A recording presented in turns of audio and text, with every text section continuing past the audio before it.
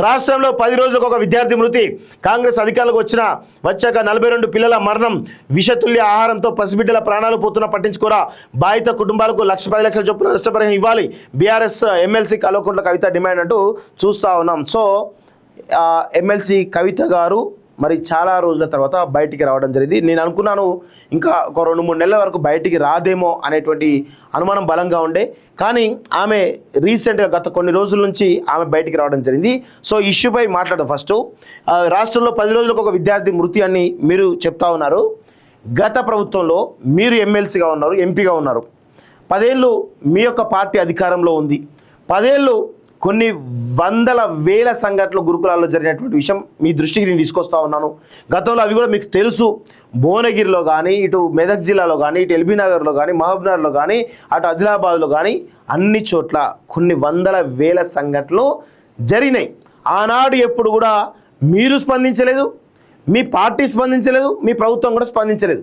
వాళ్ళు చనిపోవాలని చెప్పేసి దృశ్యంతో మీరు అనుకున్నారో తెలియదు, ఇంకేదో తెలియదు, కానీ మొత్తానికైతే ఆ సంఘటనలు ఆగలేదు. అవి అప్పటి నుంచి ఇప్పటివరకు కొనసాగుతూ వస్తూ ఉన్నాయి. దీనికి కారణం గత ప్రభుత్వంలో మీరు తీసుకున్నటువంటి నిర్ణయాలు అనేటువంటి విషయాన్ని గుర్తుపెట్టుకోవాలి. అట్లని ఈ ప్రభుత్వాన్ని మేమేం వీళ్ళు చేసేదే మంచి పని మేము అనట్లేదు.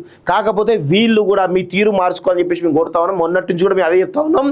కానీ మీరు గత 10 ఏళ్ళు ఈ గురుకులాలను నిర్వీర్యం చేయడంలో మొత్తం నడుం కట్టుకొని పనిచేసారు.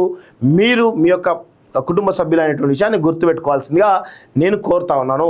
సో ఇప్పటికైనా మీరు విమర్శలు చేసే ముందు గత 10 ఏళ్ళు ఈ యొక్క ఇష్యూస్ పైన మీరేం చేశారు, గతంలో ఆ ఇష్యూస్ ఉంటే మీరేం చర్యలు తీసుకున్నారో దానికి కూడా సమానం చెప్పి ప్రజాక్షేత్రంలోకి వస్తే బాగుంటుంది అనేది నా యొక్క అభిప్రాయం. అలా కాకుండా ఇలానే మేము మాట్లాడతాం, 10 ఏళ్ళు మేము అధికారులు కాబట్టి మేము ఏదైనా చేస్తాం, ఇప్పుడు ఈ ప్రభుత్వం ఏది చేసినా మేము కౌంటర్ ఇస్తాం, ప్రజల ముందు నిలదీస్తాం అనుకుంటే పొరపాటు. దానిపైన కూడా మాలాంటి వాళ్ళ విమర్శలు కూడా మీరు ఎదుర్కోవాల్సిన అవసరం ఉంటుంది అనేటువంటి విషయాన్ని గుర్తుపెట్టుకోవాలి కవిత గారు.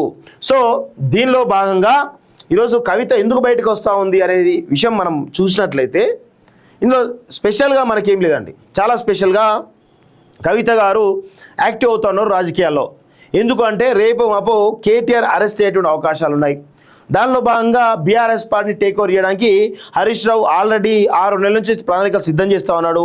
ఆ 6 నెలల నుంచి ఆయన ప్రతి లీడర్ దగ్గరికి పోయి ఇంట్లోకి పోయి వీక్లీ 2 to 3 టైమ్స్ ప్రతి ఇంట్లో పోయి సమీక్షలు చేస్తూ అక్కడే పడుకొని వాళ్ళతో మాట్లాడి వాళ్ళను తన వైపు తిప్పుకునే ప్రయత్నం చేస్తూ ఉన్నాడు.